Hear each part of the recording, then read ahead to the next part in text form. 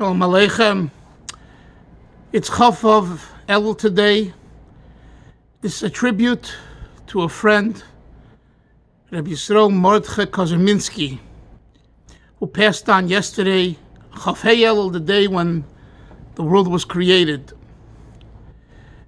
Many people are not familiar with Rabbi Yisrael Mordechai, or as he was known as Kozha, but he was most definitely an icon in Lubavitch of New York for the last 50 years or so.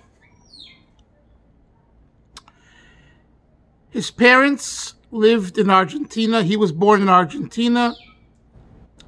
He had one sister, and they all came to America and they settled in Paterson, New Jersey. And in 1967, Rabbi Meir Greenberg, Harav Agoin, Rabbi Meir Greenberg, the Rosh Hashiva of Morristown, the Rav of Paterson, and before that, the Rav of Worcester, the Talmud Muvak of Reb Shlomo Hyman, who had smicha from him, and I believe from Rabbi Moshe Feinstein as well,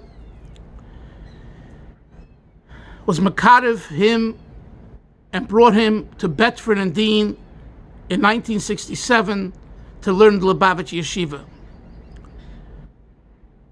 His parents were not very supportive, but being the situation was that this boy, this teenager, showed an interest in Yiddishkeit, they allowed Rabbi Greenberg, who met them, and brought them closer to HaKadosh Baruch Hu, to go to Lubavitch Yeshiva.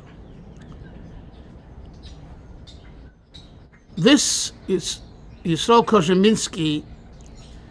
In Lubavitch, we know him as the par excellence historian of Lubavitch history, because he would sit with Reb Zalman Shimon Dvorkin, Reb Yisrael Jacobson, Reb Shmuel Levittin, Reb Tzemach Gorevich, and many others, days and nights and hours and weeks and months, and just take it all in. All of the past was communicated to him. But who was he as a person? He was a bacher who from the very beginning gravitated to Chassidishkeit. The old Chassidim spoke to his soul, spoke to his neshama. He wasn't, from the best learners in the yeshiva. And in fact, he had a hard time in the yeshiva. Nevertheless, he continued from Lubavitch Yeshiva. He went to Kfar Chabad and he got himself knowledge in Safrus. He became a Sefer, and then he came back. And he continued his love, which was finding the soul of Chabad Hasidus. And where did he find that soul? I tell you, as myself, a historian and a researcher, and doing in this kav as well, and he was one of my, idols, you might say, someone who I looked up to and spoke to and listened to and questioned, that coming from where he came and becoming who he was shows us that in Lubavitch, in Chabad, you don't need a pedigree, you don't need yichus, and you don't need a lot of askola, and even a lot of avodah, but the heart and the drive to want to be a chassid, to want to be makusher, to want to be connected to the Rabbeim, and to want to know what Lubavitch is about, and in this case, the history of Lubavitch, this brought him to the forefront and to the one who, more than any other bacher in yeshiva, he had this over anyone else. I recall about 15 years ago or so, I was sitting on Simchas Torah in front of 770, and he came by, he was walking, and he saw me, and he sat down next to me, and with a glow in his face, he said, "So was hast du geschrieben wegen Rabbi Avram Elia Axelrad?" Rabbi Avram Elia Axelrod was a chassid of the Rashab, and the Frierdiker Rebbe passed on in 52, before Kozho was born. I think he was born in 53. And he spoke to me as though he saw Rabbi Avram Elia. He knew Rabbi Avram Elia from inside out, and he lived with Rabbi Avram Elia Axelrod. And I had just researched Rabbi Avram Elia and wrote about him in my book, Who's Who in Lubavitch, and then I made a DVD about him. And he was fascinated to review and to chazer with me and to go over, "Das de gewusst das wegen them. Did you know this? Did you know that?" And we were just sitting for a long time outside on a bench in front of the steps of 770, just transformed into another place and another time. It was so geschmack, so delightful, and you could see the pleasure, the hano, the tainug, the literal tainug that he had from speaking Chabad history. I recall another time I went over to him. I was writing about the Malach and the Lubavitch in my book Chabad Portraits, Volume 1, and researching it, and it's a fascinating topic, and I wanted to hear what he had to say about it. So I asked him. So he said one word, one idea, kiruv la'acher arichuk. He looked at me, and I'm looking at him like, what are you talking about? Kiruv la'acher arichuk. He says, yeah, Sefer HaSiches, I think Tovshin Dalet, Tovshin Hey, Shvuas, this page, rest of Zendorten, geh cook. I immediately ran home. I got the Sefer exactly where the Sicha, where he said the Sicha was, that's where it was. And the Frierdiker Rebbe in the Sicha says such a Lashon, which he identified as the Nekuda HaTamtzis, as the ingredient that made the issue of dispute and between the Malach and the Frierdiker Rebbe. I'm not going to go into the details now what that is. It's not relevant now. But what mesmerized me was that at Taraiskenumen, he had it proper. He had it right. That it is good verstanden. You understand? Because you read a lot, and you say, what's the bottom line? What's the Nakuda? And he summed it up right. And then years later, I met Rabbi Rosenfeld, Zol Zayin Gesund for Borough Park, and he told me that he heard from his shver, Rabbi Elia Simpson, who Bechlal was a sheisek, he didn't speak much. Rabbi Elia Simpson he asked him once, he said, Kiro, gewollt bringen a pirut zwischen dem Rebbe mit dem Sohn. He wanted to make a machoikis, a division between the Rebbe Rashab and the Frierdiker Rebbe. And that bothered the Chassidim. And that's also part of that sichen that Kozhominsky pointed me to. So I saw that the way Eretz Verstanden, the way he understood the issue was correct, and this was B'Shem Rabbi Elia Simpson. I went to visit him about 10 months ago or so in the Kingsbrook nursing home where he was, and there was also another big chassid there, Mordechai Oltein, who I went to visit. And the Mordechai was sleeping, so I just saw him, but I couldn't speak to him. But to Kozhominsky, he was very, very much awake at the time, but he couldn't speak. And he had a glove on his hand, and he was making with his hand. And I'm saying to him, Kozho, gedenks mir. Do you remember me? And he couldn't speak, so I couldn't hear his answer. But he was making with his hand like a boxer. And I guess they were afraid he might hurt himself from his waving the hand and maybe punching his face or his body, that they put on this big glove. And that was the last time that I saw him, and I wished him well.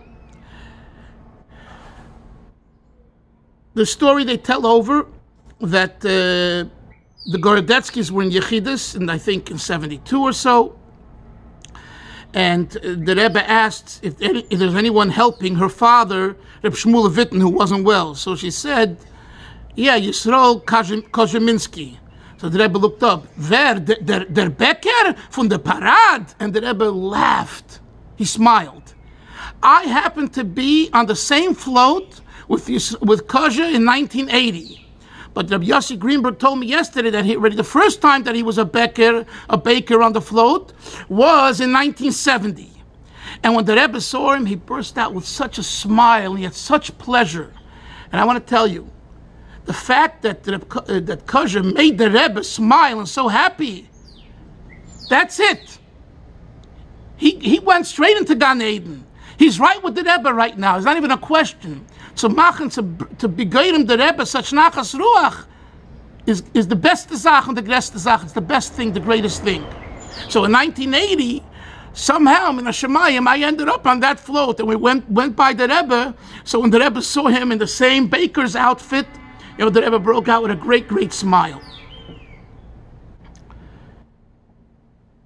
Another thing that we take from his life and we try to implement in our life, which is the ultimate of a tribute, not just words, but action, behavior, and to do something for his neshama,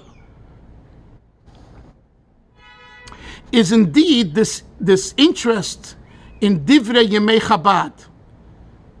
And I'm not saying it chas v'sholom to exclude learning and davening and everything else and mitzvah ma'ases b'poyel. The idea of Chabad history isn't just history for the sake of history. It's an ethos. It's a lifestyle. It's an environment. It's a culture. And when you live with this culture, you want to be more frum, and you want to be more chassidish, and you want to be more Lubavitch, and you want to be more Mekusha to the Rebbe, and you want Mashiach more. And therefore, when he had a chance to sit with Reb Shmuel, with Reb Zalman Shimon, I remember when I was in Koilel in '84, he would come into the Koilel, and he would sit and talk to Reb Zalman Shimon. These people were by him his friends. He told me once that he gave Reb Zalman Shimon a book written by someone who learned in Lubavitch, but later I don't know if he became not religious, but he definitely wasn't the way he was in Lubavitch. And he wrote his zichronis and memories of the way it was in Lubavitch in 1911, 1912, those years. And Reb Zalman Shimon was in Lubavitch then. So he asked Reb Zalman Shimon, I have this book, and I want to give it to you, but would you read it? Because maybe you won't read it, because it's not by someone who's, a chassid and a Yerushalayim and all that. And he said, fine. He gave it to him. He read it, and then he asked him, is it true? And he answered, Kozha told me what Reb Zalman Shimon told him, and the words are, Punkt azoi. Exactly like the way he wrote it. That's the way it was. But this is also an important nekuda. Sometimes we get all frazzled, by what we're reading, and, there's no question. There's a lot of non-kosher material, haskalah material, and you have to be careful. And I'm not suggesting you read those things, chas v'sholem. But what I'm saying is there's material that's neutral. I remember at Fitcha often the Mashpia asked me, get me everything you've read, get me. I want to read it. I want to have the perspective. The point is that there's so much out there, Chavre, and today it's not only available in book, it's available on the internet. Chas v'sholom, you see it to go to the internet. But if you're going anyway for other shtusim, you might as well take a look at the important, good information that you could learn that's available there. And b'schus Kozha Rabbi Yisrael Mordechai, who didn't have an easy life, but he went further. Even the story that he fell down in his apartment and people didn't know about him at 706 Eastern Parkway for a few days, people cared about him, so they went, where is he? We haven't seen him in the 770s. They went upstairs and they found him, and they picked him up and they helped him. We learn from this the importance, especially today, there are people all around us that are by themselves, and it's a very hard time for them. Loneliness, depression, melancholy. So we need to know that we have to go and reach out and make a call. Where are you? How can I help you? What can I do for you? The Hebrew should help. That hopefully he's written things, and we'll find his writing, and it will be publicized, and everyone will be able to have benefit from it. And all those that have a personal request, all those that have heard things from him about Lubavitch history should please share it with us. And I'd personally be very appreciative and thankful to you, because he mamish took everything with him to the grave, and he had so much information. So anything that's known from his friends, classmates, a little older, a little younger, and I've been speaking to some, please let me know. It's Pashut L'Toivos L'Shmosai, and maybe, who knows, one day if we can gather enough information, we can publish something for a memorial for him. Will the Eibishter give each and every one of us a ksiva v'chasima tova, a shana tova, mesuka begashmis, a beruchnis, v'kitza v'rana sheikh ne'ofar v'hu b'teicham, b'bias Mashiach tzidkenu b'korev mamish l'chayim.